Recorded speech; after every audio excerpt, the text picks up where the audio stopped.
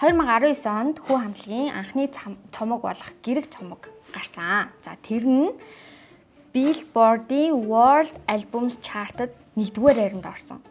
За тэгээ энэ нь болохоор энэ чартыг тэргүүлсэн Монголын хамгийн анхны хамтлаг болж гарч ирсэн. За тэгээ энэ дээр бас нэг нэмж хэлэх юм гэх юм бол яг энэ чартад дээ штэ хүү хамтлагийн доор ямар хамтлаг байсан гэж. BTS хамтлагч нь бүр ямар амар гайхалтай хамтлаг үлээ те. Хичнээн амар олон фэнүүдтэй мангар олон улсад ингээл ARMY нар чинь бүр ингээл амар штэ. Тэнгууд тийм амар гайхалтай хамтлагийн дээр нь манай Монгол хамтлаг одоо тэр чартын дээр ингээд жагсажсэн юм түүхэнд бичигдмээр үйл явдал болсон байна. За хай бүгдэнд энэ өдрийн мэнд хүргэе. Тэгээд манай найзууд намайг нөгөө бичлэгийнхаа ихэнд subscribe дар гэдэг юм хэлгээд гисэн болохоор та бүхэн маань subscribe дараарай. Тэгээд YouTube-ийнхаа нөгөө нэг аналитик юмыг харсан чинь миний бичлэгийг үздэг баг хүмүүсийн 95% намайг ерөөсөө subscribe хийгээгүй байт юм лээ. Тэгэхээр subscribe хийгээрэй гэж уриалъя. За өнөөдрийн ярих сэдв болохоор миний өмнө ярьжсэн сэдвүүдээс арай өөр гэх юм уу? Бүр ингээд шинэлэг нэг тийм шинэ өөр төрлийн сэдв байгаа. За тэрний юу гэхээр би өнөөдөр хүү хамтлагийн тухай ярих болно.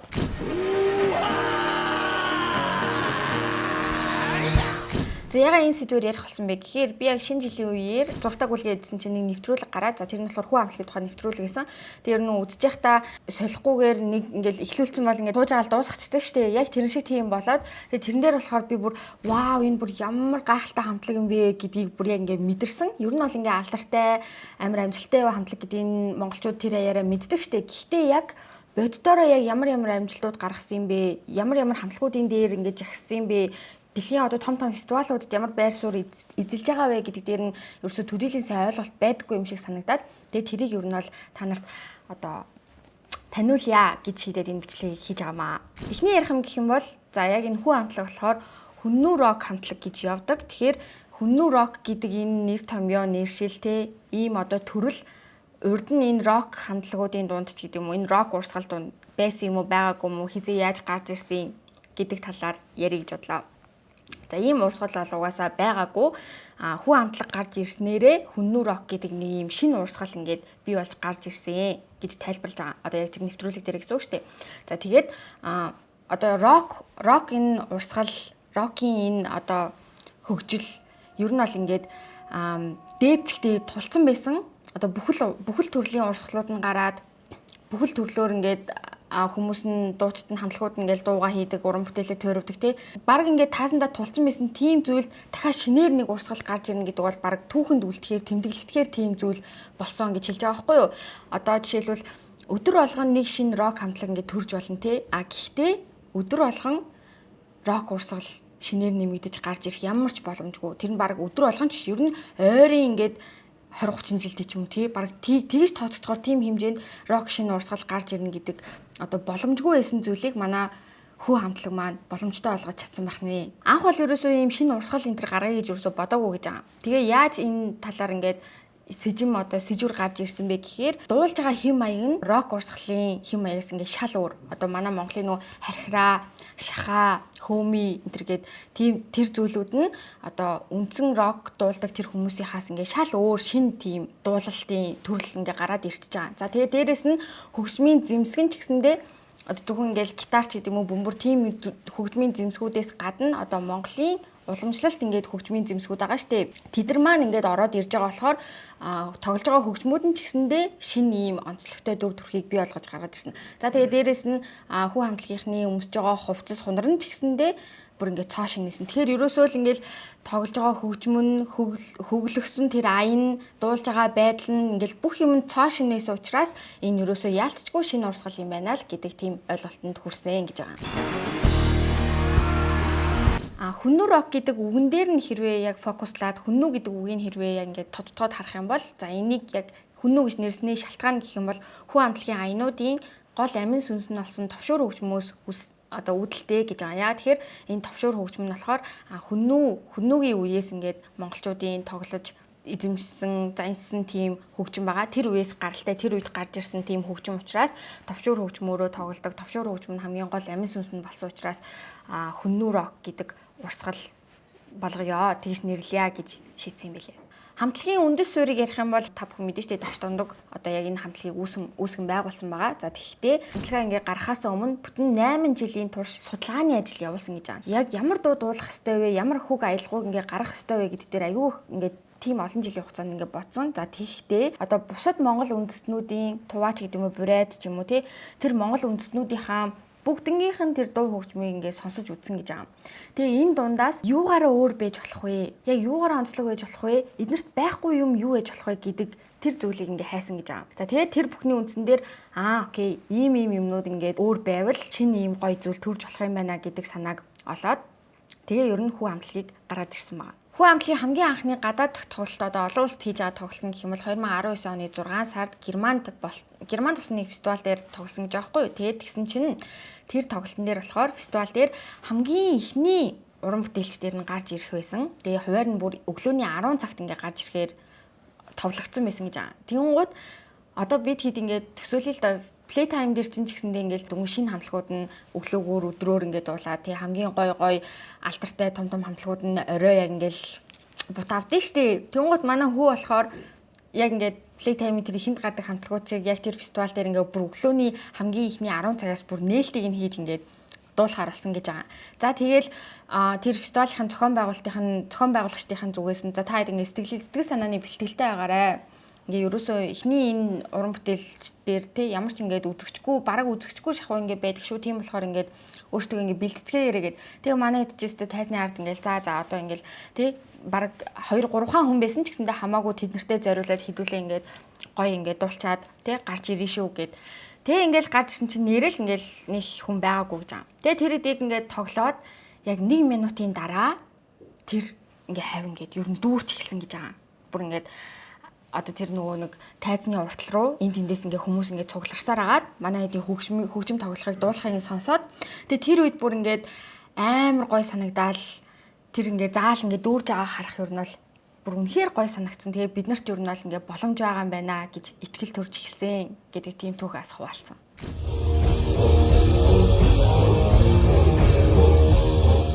Тэгээд дээрэс нь ийм фестивалууд чинь одоо жишээлбэл лайн апа гарахтаа одоо артистуудаа зарлахтаа тэр постэр дээр нь ингээл хамгийн алдартай гоё гэсэн том хамтлагаа ингээл амар томоор ингээл боолдоор ингээл бичээл те.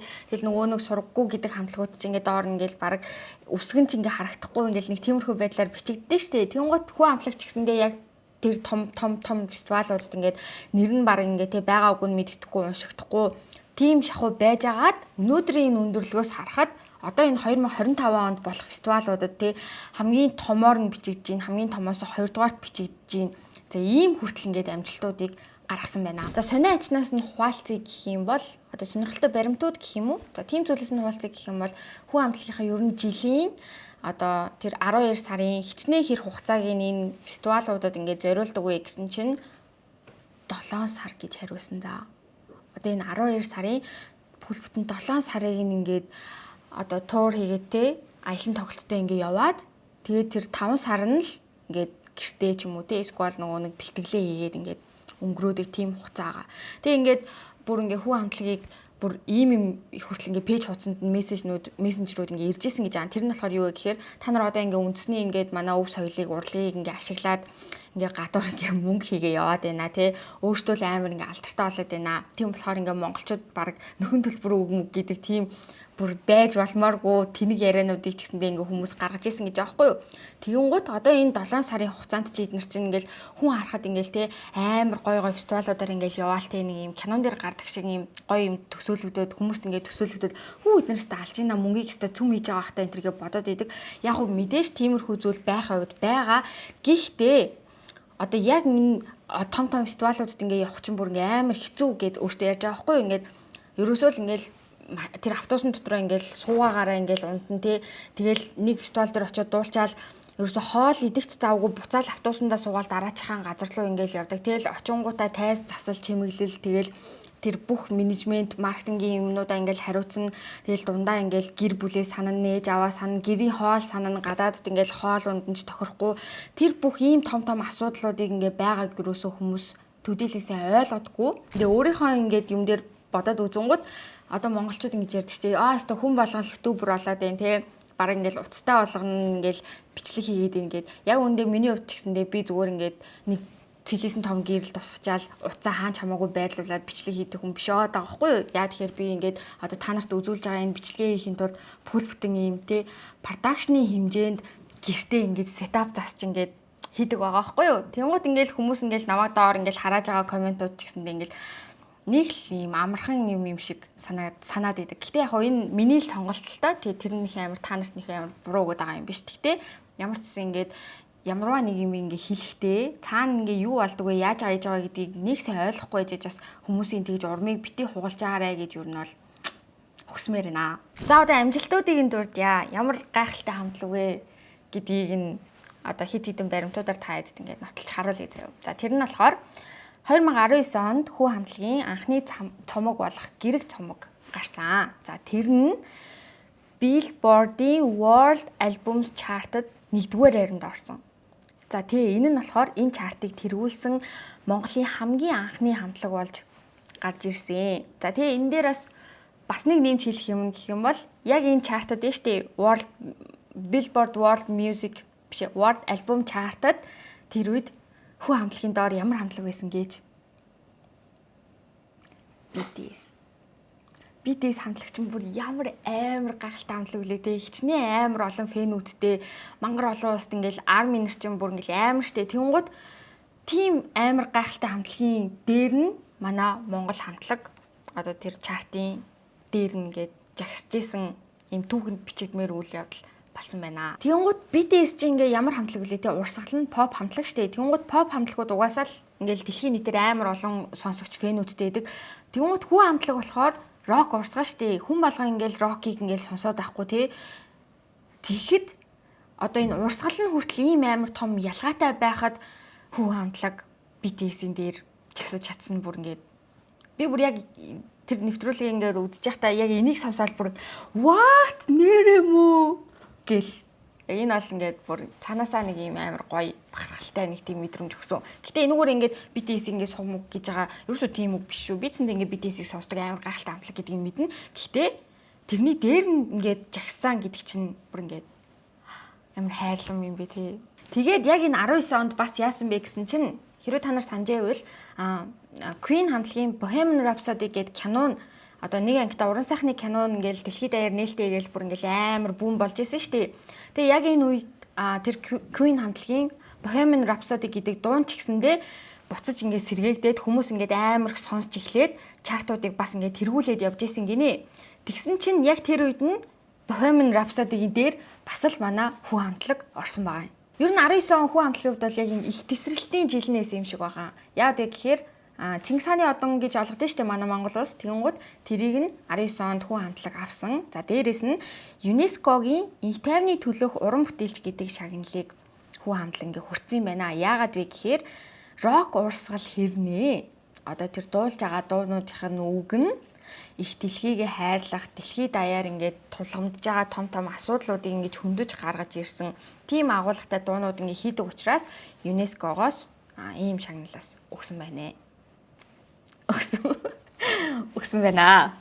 Юу авсан байна гэл ингээл дуусгах гингот ингээд дахиад ингээд гарч ирээд байгаа байхгүй юу. За тэр нь юу вэ гэхээр та нар Star Wars мэдэн штэ тий ямар амар бараг дэлхий дээр Star Wars-ыг мэдгүй юм байхгүй баг. Тэнгуут тэрний Jedi гэдэг цуврал юм тоглоом гаргасан юм байна л та. Тэгээ тэрэн дээр нь болохоор тэр цуврал тоглоомных нь гол main sound-аар нь гол дуугаар нь хүү хамтлагийн Хар аянга гэдэг дууг ингээд сонгож оруулж исэн юм байна. Тэгээд энэ тоглоомноос Jedi Survivor гэдэг ийм хувилбараа бас гаргасан. Тэнгуут тэр хувилбар дээр нь орсон тэр хүүгийн дуу нь шилдэг тоглоомын хөгжмийн Grammy хүртсэн.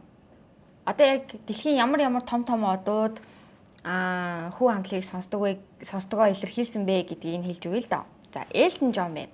Elton John өөрийн цахим хуудасаараа дамжуулаад хүү хамтлагийн фэн гэдгээ ингээд зарлж ирсэн юм байна. За дээрэс нь Dwayne Johnson гэдэг жүжигчин байгаа шүү дээ. Тэнгуут Dwayne Johnson болохоор хүмүүс ингээд фитнес дээр ч юм уу жим дээрээ ингээд дасгал хөдөлгөөн хийж байхдаа ингээд байнга сонсдог юм дуунууд юм плейлисттэй дээ шүү дээ. Тэнгуут Dwayne Johnson-ы жим дээрээ сонсдог плейлистэнд нь хүү хамтлагийн дуу байд юм байна. Тэгээд бүр Black Adam гэдэг киноныхаа зураг авалтын юм рилэн дээр хүн хамтлагийн дуунуудыг тавьж ирсэн юм байна.